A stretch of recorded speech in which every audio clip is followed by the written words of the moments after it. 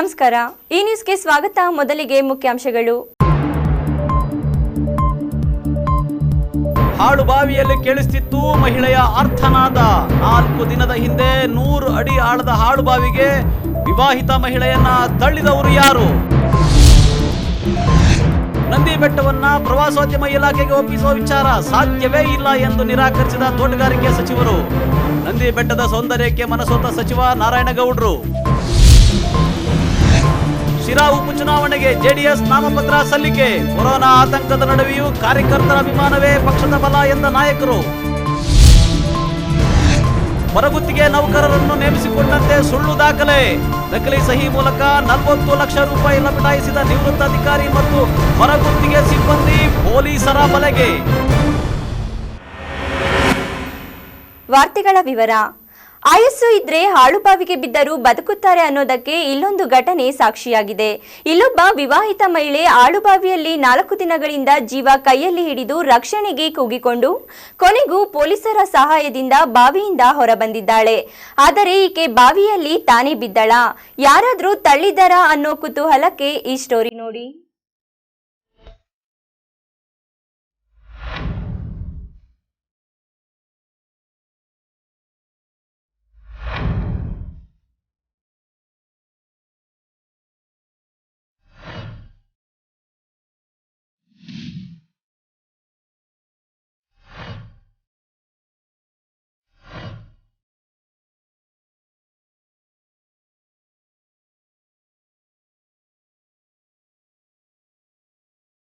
ಇಲ್ಲಿ ನೋಡಿ, ಇದೊಂದು 100 ಅಡಿ ಆಳದ ಹಾಳು ಬಾವಿ. ಕಳೆದ 3 ದಿನಗಳಿಂದ ಈ ಬಾವಿಯಿಂದ ಯಾರೋ ಕೂಗಿಕೊಂಡಂತೆ ಶಬ್ದ ಕೇಳಿಸ್ತಾ ಇತ್ತು. 4ನೇ ದಿನವೂ ಶಬ್ದ ಸ್ವಲ್ಪ ಗಟ್ಟಿಯಾಗಿ ಕೇಳಿಸಿದಾಗ ಅಕ್ಕಪಕ್ಕದ ಜಮೀನಿನವರು ಹಾಳು ಬಾವಿಯಿಂದ ಯಾರೋ ಕೂಗಿಕೊಂಡಂತಾಗಿದೆ ಅಂತ ಪೊಲೀಸರಿಗೆ ಸುದ್ದಿ ಮುಟ್ಟಿಸಿದ್ರು.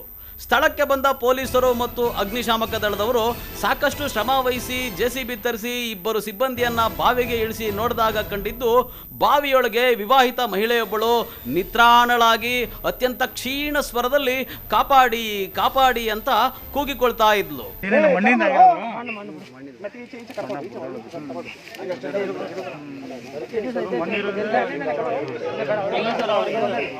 ತಕ್ಷಣ ಕಾರ್ಯಪ್ರವೃತ್ತರಾದ ಪೊಲೀಸರು ಆಕೆಯ ಜೀವ ರಕ್ಷಣೆಗೆ ಮುಂದಾಗಿ ಆಕೆಯನ್ನ 100 ಅಡಿಯ ನೀರಿಲ್ಲದ ಈ ಹಾಳು ಬಾವಿಯಿಂದ ಹೊರತೆಗೆದು ಆಸ್ಪತ್ರೆಗೆ ದಾಖಲಿಸಿದ್ರು.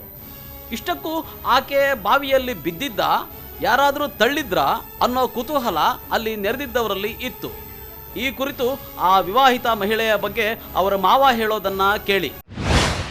ಕಾಟೆ ಸೊನ್ನಳ್ಳಿ ಅಂತಾರೆ ಒಳ್ಳೆ. ನಾವು ಹುಡುಗ ಅವ್ರ ಗಂಡ ಬಂದು ಬೆಳಿಗ್ಗೆ 6 ಗಂಟೆಗೆ ಬಾಗಲೂರು ಹತ್ರ ಕೆಲ್ಸಕ್ಕೆ ಹೋಗ್ತಾರೆ. ಆ ಹುಡುಗಿ ಬಂದು ಬೆಳಿಗ್ಗೆ ಟಿಫನ್ ಮಾಡಿ ಹುಡುಗನ ಅವ್ರ ಯಜಮಾನಿಗೆ ಊಟ ಕೊಟ್ಟು ಕೆಲ್ಸಕ್ಕೆ ಹೋಗಿ ಕಳ್ಸ್ಯಾರೆ.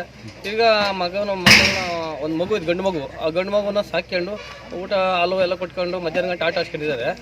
1:30 ಅವ್ರ ಮಾವ ಅವ್ರ ಅತ್ತೆ ಇದರಲ್ಲಿ ಹೊಲದಲ್ಲಿ ಮಳೆ ಬಿದ್ದು ತೋಟ ಎಲ್ಲ ಬಿದ್ದೋಯ್ತು. ಅದ್ರಲ್ಲಿ ಕಟ್ಟಕ್ಕೆ ಹೋದಾಗ ಅವ್ರಿಗೆ ಈ ಹುಡುಗಿ ಫೋನ್ ಮಾಡಿ, ಮಾವ ಊಟ ಬೇಕಾ ಅಂತಂದಾಗ, ಆಯ್ತಮ್ಮ ಯಾರ ಕೈ ಊರಲ್ಲಿ ಎತ್ತು ಕಳಿಸ್ಬಿಡು ಅಂತಂದ್ಬಿಟ್ಟು ಪಕ್ಕದ ಮನೆ ಹುಡುಗರ ಕೈಗೆ ಅಲ್ಲಿ ಊಟ ಎತ್ತು ಕಳಿಸ್ಬಿಟ್ಟು ಪಕ್ಕದ ಅದೇ ಅವರು ಬಾವ ಅವ್ರ ಮನೆಗೆ ಒಂದು ಚಿಕ್ಕ ಮಗು ಇದೆ, ಶ್ರುತಿ ಅಂತ. ಆ ಶ್ರುತಿ ಅನ್ನೋ ಹುಡುಗಿಗೆ ಅಮ್ಮ ನಾನು ಈ ಮಗುನಂಗೆ ನೋಡ್ಕೊಂಡು ನಾನು ಮಾಲೂರಿಗೆ ಹೋಗಿ ಬರ್ತೀನಿ ಅಂತ ಅಂದ್ಬಿಟ್ಟು 1:30 ಮನೆ ಬಿಟ್ಟಿದ್ದು. ಅಷ್ಟು ನಮಗೆ ಗೊತ್ತಷ್ಟೇ ಮಾಹಿತಿ.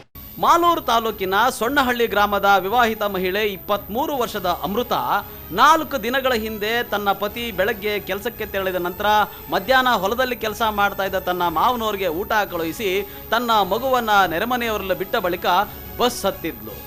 ಆಕೆಯ ಕುಟುಂಬದವರು 2 ದಿನಗಳ ಕಾಲ ಹುಡುಕಿ ಕಾಣೆಯಾಗಿದ್ದಾಳೆ ಅಂತ ದೂರು ಕೂಡ ಕೊಟ್ಟಿದ್ರು. ಆದರೆ ಇದೀಗ ಆಕೆ ಹೀಗೆ ಹಾಳು ಬಾವಿಯಲ್ಲಿ ಬಿದ್ದ ಸ್ಥಿತಿಯಲ್ಲಿ ಆಕೆಯನ್ನ ಪಾಳು ಬಾವಿಯಿಂದ ರಕ್ಷಣೆ ಮಾಡಲಾಗಿದೆ. ಅಂದಹಾಗೆ ಕಳೆದ ಶನಿವಾರದಂದು ಗಂಡನ ಮನೆ ಸೊಣ್ಣಹಳ್ಳಿ ಗ್ರಾಮದಿಂದ ಅಮೃತ ನಾಪತ್ತೆಯಾಗಿದ್ಲು. ಅಂದು ನಾಪತ್ತೆಯಾಗಿದ್ದ ಅಮೃತಾಳನ್ನ ಗಂಡನ ಮನೆ ಕಡೆಯವರು ಹುಡುಕಾಟವನ್ನು ಸಹ ನಡೆಸಿದ್ರು. ಒಬ್ಬ ಹುಡುಗ, ನಮ್ಮ ಹುಡುಗನೇ ಗೇಟ್ಗೆ ಡ್ರಾಪ್ ಅಂದರೆ ಎಕ್ಸೆಲ್ ಗಾಡಿಯಲ್ಲಿ ಊರಲ್ಲಿ ರೌಂಡ್ ಹೊಡಿಬೇಕಾದ್ರೆ ಆ ಹುಡುಗನ ಕರ್ಕೊಂಡೋಗಿ ಗೇಟ್ಗೆ ಡ್ರಾಪ್ ತಗೊಂಡ್ರು ಬಸ್ಗೆ. ಅಷ್ಟು ಅಂತ ನಮ್ಗೆ ಮಾಹಿತಿ ಗೊತ್ತಷ್ಟೇ. ಮಾಲೂರು ಪೊಲೀಸ್ ಸ್ಟೇಷನ್ ನಮ್ಗೆ ಆಮೇಲೆ ಗೊತ್ತಾದ್ಮೇಲೆ 2 ಗಂಟೆ ಮೇಲೆ ಗೊತ್ತಾದ್ಮೇಲೆ ರಾತ್ರಿ 6 ಗಂಟೆ 7 ಗಂಟೆ ಆಯಿತು ಗೊತ್ತಾಗಿದೆ. ಅಲ್ಲ ಹಾಸ್ಪಿಟ್ಲ್ಗೆ ಹೋಗಿರಂದ್ರೆ ಆಮೇಲೆ ಹಾಸ್ಪಿಟ್ಲೆಲ್ಲ ಹುಡ್ಕಾಡಿ ನಾವು ಅದೆಲ್ಲ ಚರ್ಚೆ ಮಾಡಿ ಎಲ್ಲಿ ಕಾಣೆ ಆಗದಿದ್ದಕ್ಕೆ ಹಂಗೆ ಪೊಲೀಸ್ ಸ್ಟೇಷನ್ಗೆ ಹೋಗಿ ಇಂಟಿಮೇಷನ್ ಕೊಟ್ಟು ಅವರು ಪೊಲೀಸ್ ಅವರು ಹೋಗಿಬಿಟ್ಟು ಇವತ್ತೆಲ್ಲ ಹುಡುಕಾಡಿ ನಾಳೆ ಬಂದು ಕಂಪ್ಲೇಂಟ್ ಕೊಡಿ ಅಂತ ಅಂದ್ಬಿಟ್ಟು ನಾವು ಆಮೇಲೆ ತಿರ್ಗಾ 2 ದಿವಸ ಬಿಡ್ಕಲಾಡಿ ಇದಾದ್ಮೇಲೆ ನಿನ್ನೆ ಹೋಗ್ಬಿಟ್ಟು ಕಂಪ್ಲೇಂಟ್ ಕೊಟ್ಟು FIR ಹಾಕ್ಸಿ ಅಲ್ಲಿ ಮಿಸ್ಸಿಂಗ್ ಕೇಸ್ ಕೊಟ್ಟು ಇದು ಮಾಡಿದ್ದೀವಿ. ಇಷ್ಟಕ್ಕೂ ಈ ಮಹಿಳೆ ಬಾವಿಯಲ್ಲಿ ಬೀಳೋಕೆ ಕಾರಣ ಆಕೆಯೇ ಪೊಲೀಸರಿಗೆ ತಿಳಿಸಿರುವಂತೆ ಪ್ರೀತಿ ಪ್ರೇಮದ ಗುಂಗಿನಲ್ಲಿ ಗಂಡ ಮಗು ಸಂಸಾರವನ್ನೇ ಮರೆತು ಬಂದ ಈ ಮಹಿಳೆಗೆ ಪ್ರಿಯಕರನೇ ತನ್ನನ್ನು ಹಾಳು ಬಾವಿಗೆ ನೂಕಿ ಕೊಲೆ ಮಾಡಲು ಯತ್ನಿಸಿದ್ದ ಎಂಬ ಸತ್ಯ.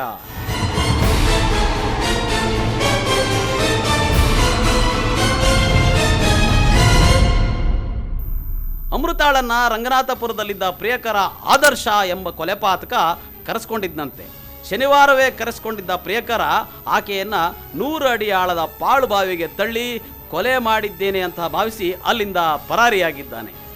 4 ದಿನಗಳಿಂದ ಬಾವಿಯಿಂದ ನಿರಂತರವಾದಂಥ ಕೂಗಾಟ ಶಬ್ದ ಕೇಳಿದ ಅಕ್ಕಪಕ್ಕದ ತೋಟದವರು ಪೊಲೀಸರಿಗೆ ಮಾಹಿತಿಯನ್ನ ನೀಡಿದ್ರು. ಸ್ಥಳಕ್ಕೆ ಆಗಮಿಸಿದ ವಿಜಯಪುರ ಪೊಲೀಸರು ಹಾಗೂ ಅಗ್ನಿಶಾಮಕ ದಳದ ಸಿಬ್ಬಂದಿ ಬಾವಿಯಲ್ಲಿ ಬಿದ್ದಿದ್ದ ಈ ಮಹಿಳೆಯನ್ನ ರಕ್ಷಣೆ ಮಾಡಿದ್ದಾರೆ. ಇನ್ನೂ ಅಸ್ವಸ್ಥವಾಗಿರುವಂಥ ಅಮೃತಾಳನ್ನ ದೇವನಹಳ್ಳಿ ಸರ್ಕಾರಿ ಆಸ್ಪತ್ರೆಗೆ ದಾಖಲು ಮಾಡಲಾಗಿದ್ದು, ಬಾವಿಗೆ ತಳ್ಳಿದ್ದಂಥ ಪ್ರಿಯಕರ ಆದರ್ಶನ ಮಾಹಿತಿಯನ್ನ ಪಡೆದಿರೋ ಪೊಲೀಸರು ಆತನನ್ನ ವಶಕ್ಕೆ ಪಡೆದಿದ್ದಾರೆ. ಈ ಸಂಬಂಧ ಪ್ರಕರಣವನ್ನು ದಾಖಲಿಸಿಕೊಂಡಿರುವ ವಿಜಯಪುರ ಪೊಲೀಸರು ತನಿಖೆಯನ್ನ ಮುಂದುವರಿಸಿದ್ದಾರೆ. ಸತೀಶ್, ಈ ನ್ಯೂಸ್, ವಿಜಯಪುರ.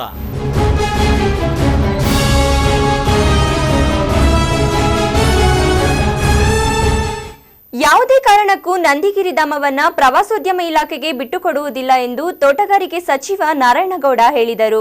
ತೋಟಗಾರಿಕೆ ಅಧೀನದಲ್ಲಿರುವ ನಂದಿಬೆಟ್ಟದ ನಿರ್ವಹಣೆಯನ್ನ ಪ್ರವಾಸೋದ್ಯಮ ಇಲಾಖೆಗೆ ವಹಿಸುವ ಕುರಿತು ಚರ್ಚೆಗೆ ಇದರಿಂದ ಮತ್ತೊಂದು ತಿರುವು ಸಿಕ್ಕಿದಂತಾಗಿದೆ.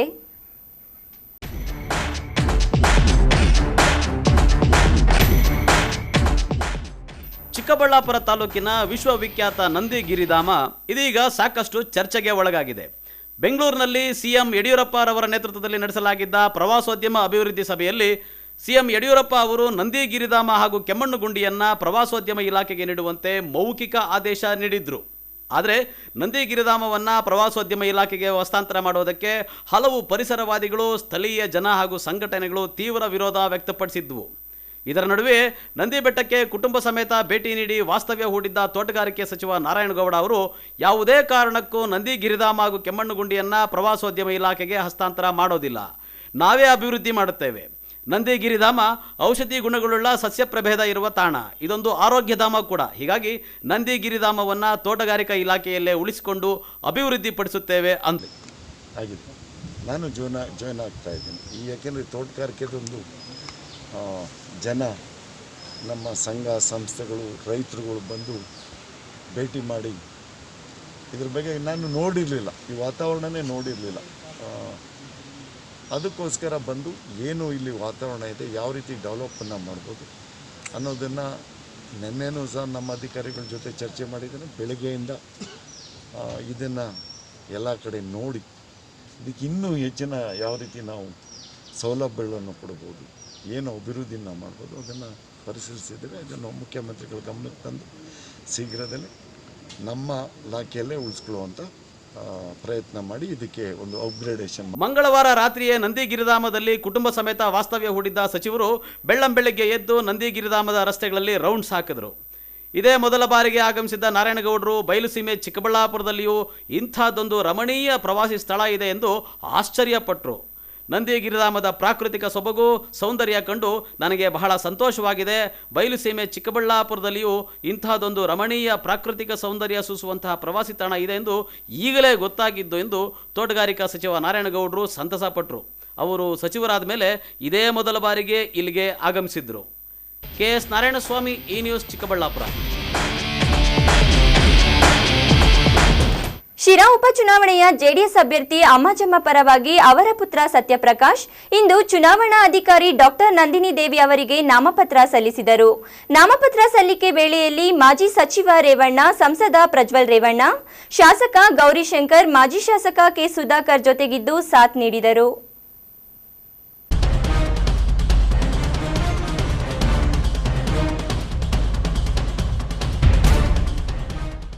ನವೆಂಬರ್ 3ರಂದು ಮತದಾನ ನಡೆಯಲಿರುವ ಉಪಚುನಾವಣೆಗೆ ಇಂದು ಶಿರಾದಲ್ಲಿ ಜೆಡಿಎಸ್ ಕಾರ್ಯಕರ್ತರೊಂದಿಗೆ ಜೆಡಿಎಸ್ ಅಭ್ಯರ್ಥಿ ಅಮ್ಮಾಜಮ್ಮ ಅವರ ಪುತ್ರ ಸತ್ಯಪ್ರಕಾಶ್ ಅವರು ನಾಮಪತ್ರವನ್ನು ಸಲ್ಲಿಸಿದರು. ಸಾವಿರಾರು ಜೆಡಿಎಸ್ ಕಾರ್ಯಕರ್ತರೊಂದಿಗೆ ಶಿರಾನಗರದಿಂದ ತಾಲೂಕು ಕಚೇರಿವರೆಗೂ ರ್ಯಾಲಿಯಲ್ಲಿ ಧಾವಿಸಿ ಚುನಾವಣಾಧಿಕಾರಿಗೆ ನಾಮಪತ್ರವನ್ನು ಸಲ್ಲಿಸಲಾಯಿತು. ನಾಮಪತ್ರ ಸಲ್ಲಿಸಿದ ನಂತರ ಸುದ್ದಿಗಾರರೊಂದಿಗೆ ಮಾತನಾಡಿದ ಎಚ್.ಡಿ. ರೇವಣ್ಣ ಅವರು, ಈ ದೇಶದಲ್ಲಿ 150 ವರ್ಷ ಇತಿಹಾಸ ಇರುವ ಕಾಂಗ್ರೆಸ್ ಪಕ್ಷಕ್ಕೆ ಒಬ್ಬ ಅಭ್ಯರ್ಥಿ ಕೂಡ ಇಲ್ಲದೆ JDS ಪಕ್ಷದವರನ್ನ ತಮ್ಮ ಪಕ್ಷಕ್ಕೆ ಕರೆದುಕೊಂಡು ಹೋಗಿ RR ನಗರಕ್ಕೆ ಟಿಕೆಟ್ ನೀಡಿದ್ದಾರೆ. ಬಿಜೆಪಿ JDS ಒಳ ಒಪ್ಪಂದ ಮಾಡಿಕೊಂಡಿಲ್ವಾ? ಎರಡೂ ರಾಷ್ಟ್ರೀಯ ಪಕ್ಷಗಳಾದ ಕಾಂಗ್ರೆಸ್ ಬಿಜೆಪಿ ಇಂದು ಒಪ್ಪಂದ ಮಾಡಿಕೊಂಡಿವೆ. ಶಿರಾದಲ್ಲಿ ಕಾಂಗ್ರೆಸ್ನಲ್ಲಿದ್ದ CP ಮೂಡಲಗಿರಿಯಪ್ಪ ಅವರ ಮಗನನ್ನು ಕರೆದುಕೊಂಡು ಬಂದು ಬಿಜೆಪಿಯಲ್ಲಿ ಟಿಕೆಟ್ ಕೊಟ್ಟು ಪಕ್ಷದಿಂದ ಕಣಕ್ಕೆ ಇಳಿಸಿದ್ದಾರೆ. ಇಲ್ಲಿ ಎರಡು ರಾಷ್ಟ್ರೀಯ ಪಕ್ಷಗಳು ಒಪ್ಪಂದ ಆಗಿರಬಹುದು. ನಮ್ಮದು ಕಾರ್ಯಕರ್ತರ ಪಕ್ಷ. ಬಿ ಸತ್ಯನಾರಾಯಣ ಅವರ ಆತ್ಮಕ್ಕೆ ಶಾಂತಿ ಸಿಗಬೇಕು ಎಂದರೆ ಶಿರಾದಲ್ಲಿ JDS ಪಕ್ಷದ ಅಭ್ಯರ್ಥಿ ಗೆಲ್ಲಬೇಕು. ಈಗಾಗಲೇ ಕಾರ್ಯಕರ್ತರು ನಿರ್ಧಾರ ಮಾಡಿದ್ದಾರೆ. ಬಿ ಸತ್ಯನಾರಾಯಣ ಅವರ ಪತ್ನಿ ಅಮ್ಮಾಜಮ್ಮ ಅವರನ್ನು ಗೆಲ್ಲಿಸುವಂತಹ ಪಣ ತೊಟ್ಟಿದ್ದಾರೆ. JDS ಪಕ್ಷಕ್ಕೆ ನೆಲೆ ಇಲ್ಲ ಎನ್ನುವ ಸಿದ್ದರಾಮಯ್ಯ ಅವರು ನಮ್ಮ ಮನೆ ಬಾಗಿಲಿಗೆ ದೇವೇಗೌಡರ ಹತ್ರ ಯಾಕೆ ಬಂದಿದ್ರು, ಅವರು ಕೈಕಾಲು ಹಿಡಿದು ಯಾಕೆ ಅವಕಾಶ ಗಿಟ್ಟಿಸಿಕೊಂಡ್ರು ಎಂಬುದಾಗಿ ಮಾಜಿ CM ಸಿದ್ದರಾಮಯ್ಯರವರನ್ನ ಟೀಕಿಸಿದರು. ನೆಲೆ ಇಲ್ಲದಿರುತ್ತೆ ಯಾಕೆ ಒಂದು ಸೆಕೆಂಡ್ರು ಸ್ವಲ್ಪ ಬಂದು ಕೈ ಕಾಲು ಹಿಡಿದ್ರು. JDS ಪಕ್ಷಕ್ಕೆ ನೆಲೆ ಇಲ್ಲದೋದ್ಮೇಲೆ ಲಾಸ್ಟ್ ಟೈಮು ಮುಖ್ಯಮಂತ್ರಿಗಳಿಗೆ ಮನೆ ಬಾಗ್ಲಿ, ಕುಮಾರಸ್ವಾಮಿ ಮನೆ ಬಾಗ್ಲಿ, ದೇವೇಗೌಡರು ಮನೆ ಬಾಗ್ಲಿ ಯಾಕೆ ಬಂದರು? ಈ ಪಕ್ಷಕ್ಕೆ ನೆಲೆ ಇಲ್ಲ ಅಂದರೆ ಆ ಪಕ್ಷದ ಸಂಸದ ಪ್ರಜ್ವಲ್ ರೇವಣ್ಣ ಮಾತನಾಡಿ, ಶಿರಾ ಉಪಚುನಾವಣೆಯ ಅಭ್ಯರ್ಥಿ ಪರ ಸಾವಿರಾರು ಕಾರ್ಯಕರ್ತರು ಬಂದಿದ್ದಾರೆ. ದೇವೇಗೌಡರ ಪಕ್ಷಕ್ಕೆ ಶಿರಾ ಜನತೆ ಬೆಂಬಲ ನೀಡಿದ್ದಾರೆ. ಶಿರಾ ಉಪಚುನಾವಣೆಗೆ ಶಾಸಕ SR ಶ್ರೀನಿವಾಸ್, ಸುರೇಶ್ ಬಾಬು, DC ಶಂಕರ್ ಸಹ ಸಾಥ್ ನೀಡಲಿದ್ದಾರೆ ಎಂದರು. ಬರಬೇಕಾಗಿತ್ತು. ಇವತ್ತು ಅವ್ರೇನಾಗಿದೆ, ಅವರ ಆಪ್ತ ಸ್ನೇಹಿತ ಇವತ್ತು ಕೊರೋನಾ ಪಾಸಿಟಿವ್ ಆಗಿ ನಿಧನರಾಗಿರೋದ್ರಿಂದ ಇದರಿಂದ ನೆಕ್ಸ್ಟ್ ಬಂದೇ ಬರ್ತೀನಿ ಅಂತ ಹೇಳಿದ್ದಾರೆ. ಎಲ್ಲರೂ ಒಗ್ಗಟ್ಟಾಗಿದ್ದು ದೇವೇಗೌಡರು ಸಾಹೇಬರು ನನಗೆ ಕರೆ ಮಾಡಿದ್ರು. ಅವರು ಹೇಳಿದ್ರು 15 ದಿನ ನಾನು ಅಲ್ಲೇ ವಾಸ್ತವ ಹುಡುಕಿ ನೀನು ಇರಬೇಕು. ಈ ಸಂದರ್ಭದಲ್ಲಿ ಶಾಸಕರಾದ DC ಗೌರಿಶಂಕರ್, ವೀರಭದ್ರಯ್ಯ, ಮಾಜಿ ಶಾಸಕ ಸುಧಾಕರ್ ಲಾಲ್, JDSನ ಜಿಲ್ಲಾಧ್ಯಕ್ಷ ಆಂಜಿನಪ್ಪ, CR ಉಮೇಶ್ ಮುಂತಾದವರು ಇದ್ದರು. ಚಿಕ್ಕಣ್ಣ SD, ಈ ನ್ಯೂಸ್, ತುಮಕೂರು. ಇದೀಗ ವಿರಾಮದ ನಂತರ ಈ ನ್ಯೂಸ್ ಮತ್ತೆ ಮುಂದುವರಿಯುತ್ತದೆ. ಕಷ್ಟಪಟ್ಟು ಹಣ ಕೂಡಿಸಿ ಒಡವೆ ಮಾಡಿಸಿರ್ತೀರಿ. ಮಕ್ಕಳ ಉನ್ನತಾಭ್ಯಾಸಕ್ಕೋ ಅವರ ಮದುವೆಗೋ ಆ ಚಿನ್ನವನ್ನ ಮಾರೋಕೆ ಅಂತ ಹೋದ್ರೆ ಬೇಕಾಬಿಟ್ಟಿ ಬೆಲೆ ಕೇಳ್ತಾರೆ ಅನ್ನೋ ಚಿಂತೆಲಿದ್ದೀರಾ? ಹಿಂದೆ ಹಿಂದೂಸ್ತಾನ್ ಗೋಲ್ಡ್ ಕಂಪನಿಗೆ ಬನ್ನಿ. ನಿಮ್ಮಲ್ಲಿರೋ ಹಳೆ ಚಿನ್ನ ಆಗ್ಲಿ ಅಥವಾ ನೀವು ಅಡ ಇಟ್ಟಿರೋ ಚಿನ್ನ ಆಗ್ಲಿ ತಕ್ಷಣ ಬಿಡಿಸಿ ಇಂದಿನ ಆನ್ಲೈನ್ ಬೆಲೆಗೆ ಕೊಂಡುಕೊಂಡು ಕೂಡ್ಲೆ ಬಾಕಿ ಹಣವನ್ನ ನಿಮ್ಮ ಕೈಗಿಡ್ತಾರೆ. ಹಿಂದೂಸ್ತಾನ್ ಗೋಲ್ಡ್ ಕಂಪನಿ, ಇದು ನಿಮ್ಮ ಕಂಪನಿ. ವಿರಾಮದ ನಂತರ ಈ ನ್ಯೂಸ್ಗೆ ಸ್ವಾಗತ. ಇಲಾಖೆಯ 40 ಲಕ್ಷ ರೂಪಾಯಿ ಹಣ ಲಪಟಾಯಿಸಿದ ಹಿನ್ನೆಲೆ ಕೋಲಾರದ ಕೃಷಿ ಇಲಾಖೆಯ ಜಂಟಿ ನಿರ್ದೇಶಕರ ಕಚೇರಿಯ ನಿವೃತ್ತ ಅಧೀಕ್ಷಕ ಸತ್ಯನಾರಾಯಣ್ ಪ್ರಕಾಶ್ ಮತ್ತು ಹೊರಗುತ್ತಿಗೆ ನೌಕರ ನಯಾಜ್ ಅಹಮದ್ ಅನ್ನ ಬಂಧಿಸಲಾಗಿದೆ.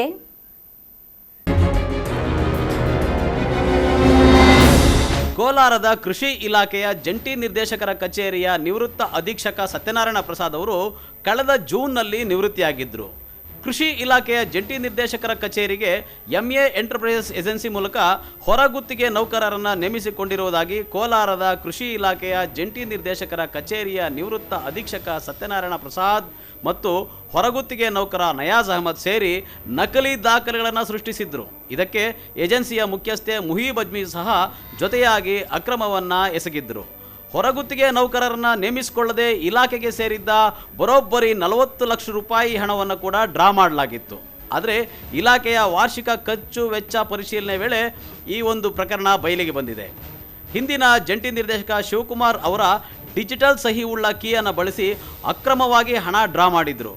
ಕೂಡಲೇ ಅಕ್ರಮ ಎಸಗಿದ್ದ ಇಲಾಖೆಯ ನಿವೃತ್ತ ಅಧೀಕ್ಷಕ ಸತ್ಯನಾರಾಯಣ ಪ್ರಸಾದ್ ಮತ್ತು ಹೊರಗುತ್ತಿಗೆ ನೌಕರ ನಯಾಜ್ ಅಹಮದ್ ಅವರ ವಿರುದ್ಧ ಗಲ್ಪೇಟೆ ಪೊಲೀಸ್ ಠಾಣೆಯಲ್ಲಿ ಪ್ರಕರಣವನ್ನು ಜಂಟಿ ನಿರ್ದೇಶಕಿ ರೂಪಾದೇವಿ ದಾಖಲಿಸಿದ್ದರು. ಪ್ರಕರಣ ದಾಖಲಿಸಿಕೊಂಡ ಪೊಲೀಸರು ಇಬ್ಬರು ಆರೋಪಿಗಳನ್ನು ಬಂಧಿಸಿ ನ್ಯಾಯಾಂಗ ಬಂಧನಕ್ಕೆ ಒಪ್ಪಿಸಿದ್ದಾರೆ. ಈ ನ್ಯೂಸ್ ಬ್ಯೂರೋ, ಕೋಲಾರ. SBI ಶಾಖೆಯಲ್ಲಿ ಕಳೆದ 6 ತಿಂಗಳಿಂದ ಪಾಸ್ಬುಕ್ ಎಂಟ್ರಿ ಇಲ್ಲದೆ ತನ್ನ ಶಾಖೆಯಲ್ಲಿ ಎಷ್ಟು ಹಣ ಇದೆ ಎಂದು ತಿಳಿಯಲು ಗ್ರಾಮಸ್ಥರು ಪ್ರತಿದಿನ ಅಲೆದಾಟ ಹಾಗೂ ಸಿಬ್ಬಂದಿಯ ಜೊತೆ ಜಗಳ ನಡೆಸಿ ಬೇಸತ್ತಿದ್ದಾರೆ. ಬ್ಯಾಂಕ್ ಸೇವೆ ಸರಿಯಾಗಿಲ್ಲ ಅಂತ ಪ್ರತಿಭಟನೆ ಮಾಡ್ತಿದ್ದಾರೆ. ಎಲ್ಲಿ ಅಂತೀರಾ? ಈ ವರದಿ ನೋಡಿ.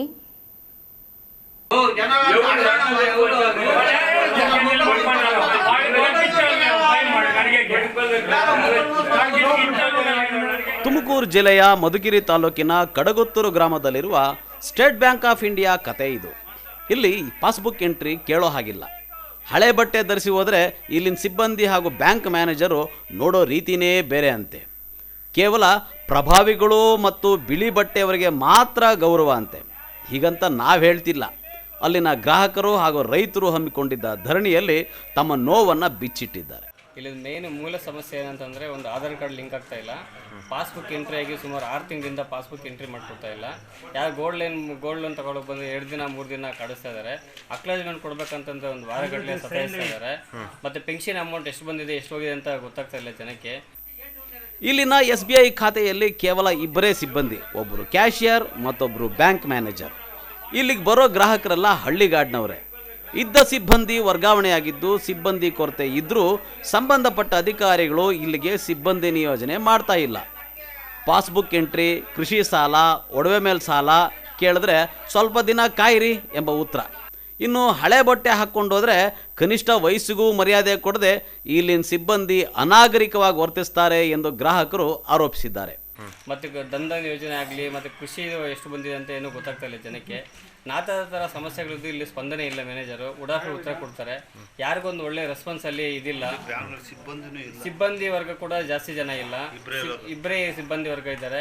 ಕೇಳಿದ್ರೆ ನೀವೇನು ಬೇಕಾದ್ರೂ ಮಾಡ್ಕೊಳ್ಳಿ ಅಂತಂದ್ಬಿಟ್ಟು ಆರ್ಕೆ ಉತ್ತರ ಕೊಡ್ತಾರೆ. ನೀವು ಯಾವ ಆಫೀಸರ್ ಹತ್ರ ಹೋದ್ರು ಕೂಡ ನಾವೇನು ಬಗ್ಗಲ್ಲಿ ಯಾರಿಗೂ ಅಂತಂದ್ಬಿಟ್ಟು ದೌರ್ಜನ್ಯವಾಗಿ ಅವರೇ ಮಾತಾಡ್ತಾರೆ. ನಿಮ್ಮ ಹೆಸರು? ಕಳೆದ 4-5 ತಿಂಗಳಿಂದ ಪಾಸ್ಬುಕ್ ಎಂಟ್ರಿ ಮಾಡ್ತಾ ಇಲ್ಲ. ಬ್ಯಾಂಕ್ ವ್ಯವಸ್ಥಾಪಕರು ಗ್ರಾಹಕರಿಗೆ ಸ್ಪಂದಿಸಬೇಕು. ಕಳೆದ 10 ವರ್ಷಗಳ ಹಿಂದೆ ಇದೇ ರೀತಿ ಬ್ಯಾಂಕ್ ಮ್ಯಾನೇಜರು ಮತ್ತು ಕ್ಯಾಶಿಯರು ಇಬ್ಬರೂ ಹೊಂದಾಣಿಕೆಯಾಗಿ ಸುಮಾರು ಗ್ರಾಹಕರಿಗೆ ವಂಚನೆ ಆಗಿತ್ತು. ದೂರು ನುಡಿದ ಪರಿಣಾಮ ನ್ಯಾಯಾಲಯದಿಂದ ಮತ್ತೆ ಗ್ರಾಹಕರ ಹಣ ವಾಪಸ್ ಬಂದಿತ್ತು. ಬ್ಯಾಂಕು ಮುಚ್ಚೋ ಹಂತಕ್ಕೂ ತಲುಪಿತ್ತು. ಇದೀಗ ನಮ್ಮ ಹಣ ಪಡೆಯಲು ನಾವು ಬೇಡ್ಕೊಳ್ಬೇಕಾ? ನೆಟ್ವರ್ಕ್ ಸಿಗ್ತಾ ಇಲ್ಲ, ಡೌನ್ಲೋಡ್ ಆಗ್ತಿಲ್ಲ ಅನ್ನೋ ಸಬೂಬು ಹೇಳ್ತಾರೆ ವಿನಃ ಬ್ಯಾಂಕ್ ಸೇವೆ ಕಳಪೆಯಾಗಿದೆ ಅನ್ನೋ ಆರೋಪ ಗ್ರಾಹಕರದು. ಕೊರತೆ ಇದೆ ಅಂತ ಹೇಳೋದಾಗಲಿ, ಕಂಪ್ಯೂಟರ್ ಅಂತ ಇದಾಗಲಿ, ಆಮೇಲೆ ನೆಟ್ವರ್ಕ್ ಸಿಗ್ತಾ ಇಲ್ಲ, ಡೌನ್ಲೋಡ್ ಆಗ್ತಾ ಇಲ್ಲ, ನಮಗೆ ಯಾವುದು ಇದಿಲ್ಲ, ಇನ್ನು ಅವ್ರು ಬಂದಿಲ್ಲ ಇವರು ಅವೆಲ್ಲ ಹೇಳ್ಬಾರ್ದು.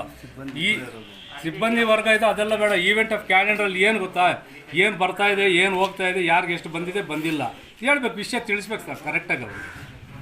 ಈಗ ನಾನು ಬರ್ತೀನಿ, ನಾನೇನು ಗೊತ್ತಿಲ್ಲ, ಪೆನ್ಷನ್ ಬಂದಿದ್ದಿಲ್ಲ ನೋಡಿ ಅಂದರೆ ಬ್ಯಾಂಕಿಗೆ ಗೊತ್ತಾಗಿಲ್ಲ, ಜನ ಇದ್ದಾರೆ, ಸ್ಟಾಫ್ ಇಲ್ಲ, ನಾಳೆ ಬನ್ನಿ. ಎಷ್ಟು ದಿವಸ ನೆಟ್ವರ್ಕ್ ಇಲ್ಲ, ಸರ್ವರ್ ಡೌನ್ ಅಂದರೆ ನೀವು ಮಡ್ಕೊಳ್ಳಿ. ನೀವು ಒಂದು ದಿವಸ ಸರ್ವರ್ ಡೌನ್, 2 ದಿವಸ ಸರ್ವರ್ ಡೌನ್ ಇರ್ತದೆ, 2 ದಿವಸ ಅಲ್ಲ, 1 ದಿವಸ ಸರ್ವರ್ ಡೌನ್, 2 ದಿವಸ ಇರ್ತದೆ, ವರ್ಷ ಪೂರ್ತಿ ಇದೆ ಇದ್ರೆ ಏನು ಮಾಡ್ತೀರಾ? ಇಲ್ಲಿ ಮುಖ್ಯವಾಗಿ ಆಧಾರ್ ಕಾರ್ಡ್ ಲಿಂಕ್ ಮಾಡ್ತಾ ಇಲ್ಲ. ಪಾಸ್ಬುಕ್ ಎಂಟ್ರಿ ಮಾಡಿ ಸುಮಾರು 6 ತಿಂಗಳು ಕಳೆದಿದೆ. ಗೋಲ್ಡ್ ಲೋನ್ ಕೊಡಬೇಕಾದ್ರೆ ವಾರಗಟ್ಟಲೆ ಸತಾಯಿಸ್ತಾರೆ. ಪಿಂಚಣಿ ಹಣ ಎಷ್ಟು ಬಂದಿದೆ ಅಂತ ಗ್ರಾಹಕರಿಗೆ ಗೊತ್ತಾಗ್ತಾ ಇಲ್ಲ. ಜನ್ಧನ್ ಕೃಷಿ ಸಾಲದ ಬಗ್ಗೆ ಮಾಹಿತಿ ಇಲ್ಲವೇ ಇಲ್ಲ. ಸಿಬ್ಬಂದಿ ಕೊರತೆ ಇದೆ, ಏನೇ ಕೇಳಿದ್ರು ಉಡಾಫೆ ಉತ್ತರ ನೀಡ್ತಾರೆ. ನೀವು ಏನು ಬೇಕಾದರೂ ಮಾಡ್ಕೊಳ್ಳಿ ಅಂತ ಭಂಡತನದ ಉತ್ತರ ಕೊಡ್ತಾರಂತೆ. ಇನ್ನಾದರೂ ಸಂಬಂಧಪಟ್ಟ SBI ಬ್ಯಾಂಕ್ನ ಉನ್ನತ ಮಟ್ಟದ ಅಧಿಕಾರಿಗಳು ಬ್ಯಾಂಕ್ ಸಿಬ್ಬಂದಿಯನ್ನು ನೇಮಿಸ್ತಾರಾ, ಗ್ರಾಹಕರ ಸಮಸ್ಯೆಯನ್ನು ನೀಗಿಸ್ತಾರಾ ಕಾದು ನೋಡಬೇಕಾಗಿದೆ. ಸಿರಾಜ್ ಅಹಮದ್, ಈ ನ್ಯೂಸ್, ಮಧುಗಿರಿ. ಒಂದು ಪುಸ್ತಕ 1000 ಜನರ ಅನುಭವದ ಮಾತಿಗೆ ಸಮಾನವಾಗಿದೆ. ಜೀವನ ಬದಲಾಗಬೇಕಾದರೆ ಪುಸ್ತಕವನ್ನ ಓದಬೇಕು ಎಂದು ಅಖಿಲ ಕರ್ನಾಟಕ ಜನಜಾಗೃತಿ ಸಂಘದ ಬೆಂಗಳೂರು ನಗರ ಮತ್ತು ಗ್ರಾಮಾಂತರ ಜಿಲ್ಲಾಧ್ಯಕ್ಷ BK ನಾರಾಯಣಸ್ವಾಮಿ ಹೇಳಿದರು.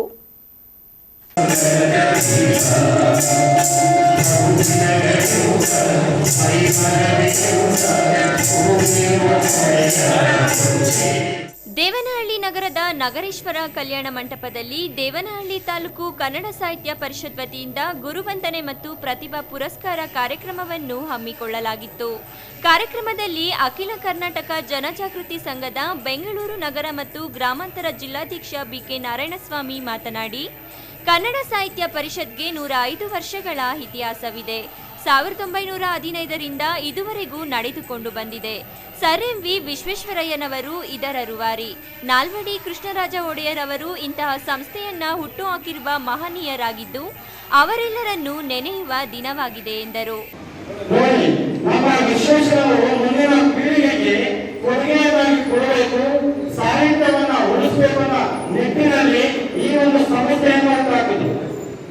ಇವತ್ತು ಅಂತಹ ಮಹನೀಯರನ್ನ ನೆನೆಯುವಂತ ದಿನ ನಮ್ಮದಾಗಿದೆ. ನಿಜಕ್ಕೂ ಕೂಡ ಹೆಮ್ಮೆಯ ಬರುವಂತ ವಿಚಾರ. ಮೊದಲನೇ ಅಧ್ಯಕ್ಷ ಗೊತ್ತಿದೆಯಾ? 1915 ಇಸವಿಯಲ್ಲಿ ಕರ್ನಾಟಕ ಸಾಹಿತ್ಯ ಪರಿಷತ್ ಅಧ್ಯಕ್ಷರು. ದೇವನಹಳ್ಳಿ ತಾಲೂಕು ಕನ್ನಡ ಸಾಹಿತ್ಯ ಪರಿಷತ್ ಅಧ್ಯಕ್ಷ RK ನಂಜೇಗೌಡ ಮಾತನಾಡಿ, ಪ್ರತಿ ವಿದ್ಯಾರ್ಥಿ ತಾಲೂಕು, ಜಿಲ್ಲೆ ಹಾಗೂ ರಾಜ್ಯ ಮಟ್ಟದಲ್ಲಿ ಹೆಸರು ಮಾಡುವಂತಾಗಬೇಕು. ಪ್ರತಿಯೊಬ್ಬರ ಗುರಿಯು ಒಂದೊಂದು ರೀತಿಯಲ್ಲಿರುತ್ತದೆ. ವಿದ್ಯಾರ್ಥಿಗಳು ಓದಿ ಮುಂದುವರಿಯಲು ಶಿಕ್ಷಕರ ತ್ಯಾಗ ಮತ್ತು ಶ್ರಮ ಕಾರಣವಾಗಿರುತ್ತದೆ ಎಂದರು.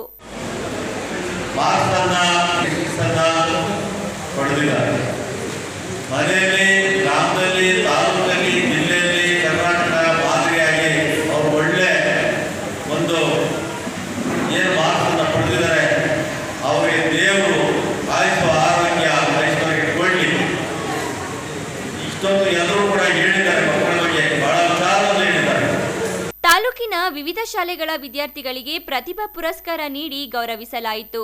ಈ ವೇಳೆ ಕನ್ನಡ ಸಾಹಿತ್ಯ ಪರಿಷತ್ ಗೌರವಾಧ್ಯಕ್ಷ ಬಿ. ಪಿಳ್ಳರಾಜು, ಸಾರ್ವಜನಿಕ ಶಿಕ್ಷಣ ಇಲಾಖೆ ಜಿಲ್ಲಾ ಉಪನಿರ್ದೇಶಕ ಗಂಗಾ ಮಾರೇಗೌಡ, ತಾಲೂಕು ಕಲಾವಿದರ ಸಂಘದ ಅಧ್ಯಕ್ಷ ಮೋಹನ್ ಬಾಬು, ಕನ್ನಡ ಸಾಹಿತ್ಯ ಪರಿಷತ್ನ ಪದಾಧಿಕಾರಿಗಳು, ಶಿಕ್ಷಕರು ಉಪಸ್ಥಿತರಿದ್ದರು. ಹೈದರ್ ಸಾಬ್, ಈ ನ್ಯೂಸ್, ದೇವನಹಳ್ಳಿ.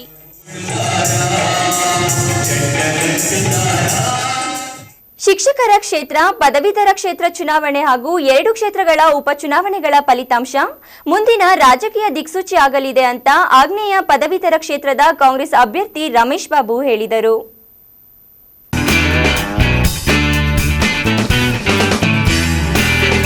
ಕೋಲಾರದಲ್ಲಿ ಸುದ್ದಿಗಾರರೊಂದಿಗೆ ಮಾತನಾಡಿದ ಆಗ್ನೇಯ ಪದವೀಧರ ಕ್ಷೇತ್ರದ ಕಾಂಗ್ರೆಸ್ ಅಭ್ಯರ್ಥಿ ರಮೇಶ್ ಬಾಬು, ಇಡೀ ರಾಜ್ಯದಲ್ಲಿ ಕಾಂಗ್ರೆಸ್ ಪಾರ್ಟಿಯನ್ನು ಅಧಿಕಾರಕ್ಕೆ ತರುವಲ್ಲಿ ಈ ಚುನಾವಣೆಗಳ ಫಲಿತಾಂಶ ದಿಕ್ಸೂಚಿ ಎಂದರು. ಶಿಕ್ಷಕರ ಕ್ಷೇತ್ರ ಹಾಗೂ ಪದವೀಧರ ಕ್ಷೇತ್ರಗಳ ಜಿಲ್ಲೆಗಳಲ್ಲಿ ಕಾಂಗ್ರೆಸ್ ಪಾರ್ಟಿಯ ಮೇಲೆ ಒಲವು ವ್ಯಕ್ತವಾಗಿದೆ. ಬಿಜೆಪಿಯ ವೈಫಲ್ಯಗಳ ಬಗ್ಗೆ ಜನ ಬೇಸತ್ತಿದ್ದಾರೆ. ಕಾಂಗ್ರೆಸ್ ಪಾರ್ಟಿಯ ಸಮಾಜಮುಖಿ ಕಾರ್ಯಕ್ರಮಗಳ ಹಿನ್ನೆಲೆಯಲ್ಲಿ ಒಲವು ವ್ಯಕ್ತವಾಗುತ್ತಿದೆ. ಈ ಬಾರಿ ಆಗ್ನೇಯ ಪದವೀಧರ ಕ್ಷೇತ್ರದಲ್ಲಿ ಭಾರೀ ಅಂತರದಿಂದ ಗೆಲುವು ಸಾಧಿಸುವ ವಿಶ್ವಾಸವನ್ನ ಅವರು ವ್ಯಕ್ತಪಡಿಸಿದರು.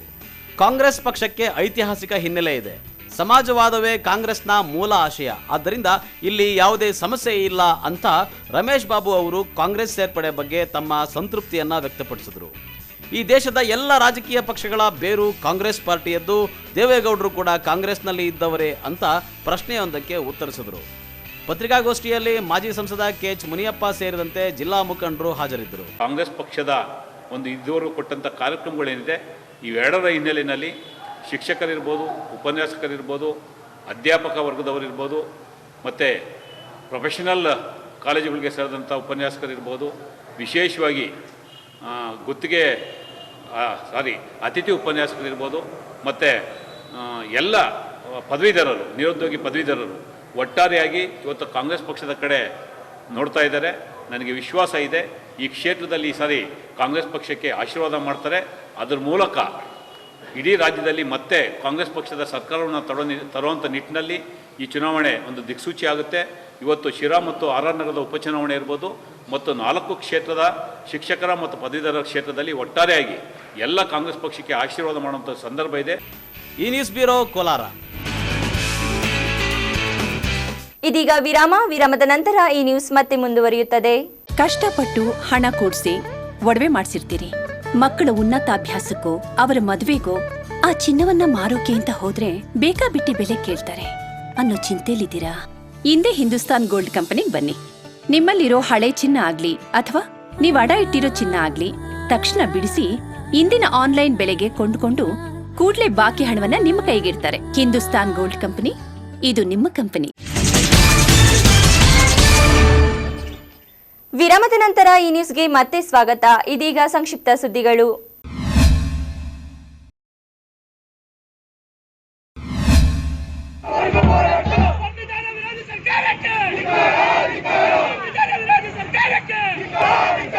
ಉತ್ತರ ಪ್ರದೇಶದಲ್ಲಿ ನಡೆಯುತ್ತಿರುವ ಸರಣಿ ಅತ್ಯಾಚಾರಗಳ ವಿರುದ್ಧ ದೊಡ್ಡಬಳ್ಳಾಪುರ ನಗರದಲ್ಲಿ ಸಂವಿಧಾನ ರಕ್ಷಣೆಗಾಗಿ ನಾಗರಿಕರ ವೇದಿಕೆಯಿಂದ ಮೆರವಣಿಗೆ ಮತ್ತು ಪ್ರತಿಭಟನಾ ಸಭೆ ಹಮ್ಮಿಕೊಳ್ಳಲಾಗಿತ್ತು.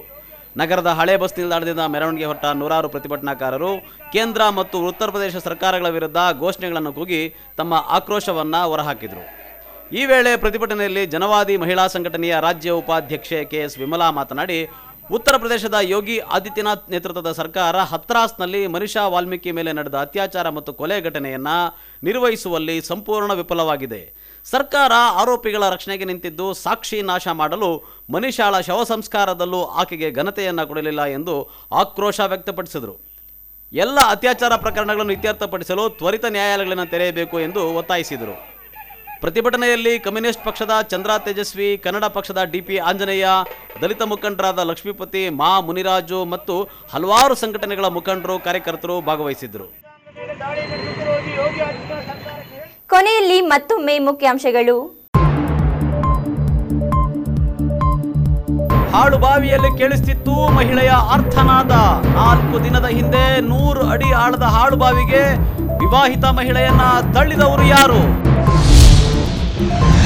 ನಂದಿ ಬೆಟ್ಟವನ್ನ ಪ್ರವಾಸೋದ್ಯಮ ಇಲಾಖೆಗೆ ಒಪ್ಪಿಸುವ ವಿಚಾರ ಸಾಧ್ಯವೇ ಇಲ್ಲ ಎಂದು ನಿರಾಕರಿಸಿದ ತೋಟಗಾರಿಕೆ ಸಚಿವರು. ನಂದಿ ಬೆಟ್ಟದ ಸೌಂದರ್ಯಕ್ಕೆ ಮನಸೋತ ಸಚಿವ ನಾರಾಯಣಗೌಡರು. ಶಿರಾ ಉಪಚುನಾವಣೆಗೆ ಜೆಡಿಎಸ್ ನಾಮಪತ್ರ ಸಲ್ಲಿಕೆ. ಕೊರೋನಾ ಆತಂಕದ ನಡುವೆಯೂ ಕಾರ್ಯಕರ್ತರ ಅಭಿಮಾನವೇ ಪಕ್ಷದ ಬಲ ಎಂದ ನಾಯಕರು. ಹೊರಗುತ್ತಿಗೆ ನೌಕರರನ್ನು ನೇಮಿಸಿಕೊಂಡಂತೆ ಸುಳ್ಳು ದಾಖಲೆ, ನಕಲಿ ಸಹಿ ಮೂಲಕ 40 ಲಕ್ಷ ರೂಪಾಯಿ ಲಪಟಾಯಿಸಿದ ನಿವೃತ್ತ ಅಧಿಕಾರಿ ಮತ್ತು ಹೊರಗುತ್ತಿಗೆ ಸಿಬ್ಬಂದಿ ಪೊಲೀಸರ ಬಲೆಗೆ. ದಿನನಿತ್ಯದ ವೈಭವೀಕರಣವಿಲ್ಲದ ನೈಜ ಸುದ್ದಿಗಳಿಗಾಗಿ ತಪ್ಪದೆ ವೀಕ್ಷಿಸಿ ಈ ನ್ಯೂಸ್. ವಂದನೆಗಳೊಂದಿಗೆ ರೂಪಾ.